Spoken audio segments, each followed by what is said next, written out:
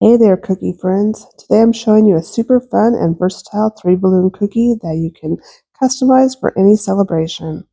So what do you say? Grab your supplies and let's decorate. So if you don't have this cookie cutter, you should seriously think about adding it to your stockpile because you always can use more cookie cutters, right? I definitely don't have enough. Anyway, I'm going to outline this cookie with a 15-second flood consistency icing, and then I'll flood it in with white. This is a chocolate chip pretzel cookie, and I will leave a link to all of the supplies that I use to make these cookies in the description, but also a link to the recipe if you want to make this recipe. It is definitely one of the favorites around here. And I'm actually making these cookies for my daughter. They were for her birthday, and we were talking at Christmas time about doing a whimsical kitten set, and so that's what these are for.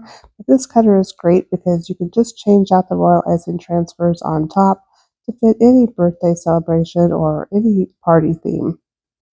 I'm just finishing flooding in this cookie. I'm actually not squeezing out any more icing. I'm just using my piping bag as a giant scribe, and I'm kind of pushing the icing to the edges. And then I will take my scribe and go through and settle this icing down and make sure I pop any air bubbles that might be coming to the surface. And your scribe or your toothpick is really your most used cookie tool, and it will really help you get a professional finish. And then I'm going to set the cookie aside to dry, and while it's drying, I've got a cat royal icing transfer sheet here, and this sheet's available on my website. You can use the code to get a 10% discount, and this is what I'm going to use for the balloons. So I'm just going to outline and flood this in with a 15-second royal icing, and I'm just going to flood that in, and then I'll use my scribe to settle it down. And to back up a bit, to make this transfer sheet, I just printed out a bunch of cat heads, and I put my printout inside of a sheet protector. You could also put it under a piece of parchment paper or even in a Ziploc bag. And then I'm just piping right on top of it, and then I'll let it dry completely, which will take about 24 hours for me.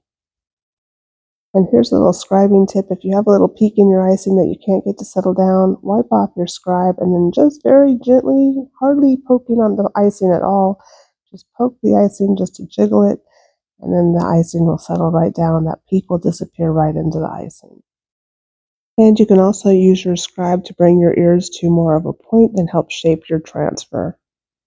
And once your transfers have dried completely, I went back in with an edible marker and I'm just writing little whiskers on all of my cats, and then I'll add a nose with white icing in a 15-second consistency. To make the nose, I'm just piping a dot and then dragging it to a point, pipe a dot, stop squeezing, and drag it to a point. And I'll do that for all of the noses, and then I'll go back and shape them with my scribe very carefully so that I don't poke into the transfer below if I need to. And you can also use a dampened paintbrush to shape your noses. And then once I'm done with that, I'm going to carefully lift them off of the transfer sheet. I'm doing this so carefully because the white icing for the nose has not yet dried. But they should pop right off the transfer sheet, and here they are, ready to put on my cookies. So I decided to mix it up a little bit and put a paw print up here for the big balloon at the top. So I'm just going to make a round balloon shape with my icing, and then I'll just take my white icing and pipe a paw print right inside this purple icing. So while the purple icing is still wet, grab your white icing and immediately make a little upside down U shape for the paw, and then 3 little ovals for the toes or the pads of the paw. So this cookie cutter is so neat because you can change the balloons to fit any party or any theme. You could do them as flowers, you could do them as Pokemon balls. You really can make these balloons anything you wanted them to be. They could just be regular balloons and it would be super cute. I'm just tapping my icing very gently here to make sure that it blends together with the purple. And then to attach the cats, I'm just going to put a little dab of icing on the back. I'm going to use white in case it comes out from underneath the cat and you can see it on the balloon. I don't want it to be a different color. And I'll just stick it onto the balloon, and then I'll put a cat on the other side as well. And then this cookie will be almost finished.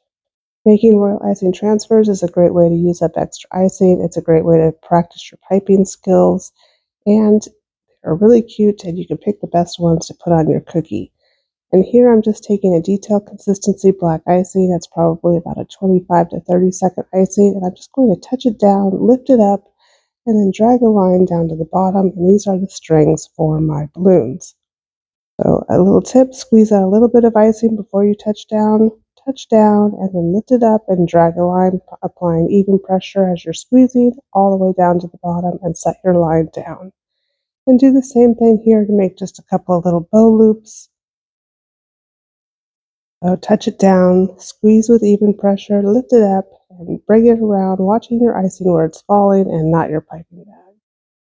And there you have it. This little cookie is done. It's so cute and it's so fun. It can be used for any kind of celebration. Check out my other videos, and I'll leave a link, as I said, to all of the products in the description. And if you like cookie decorating, please think about hitting that subscribe button, and I'll see you in the next one.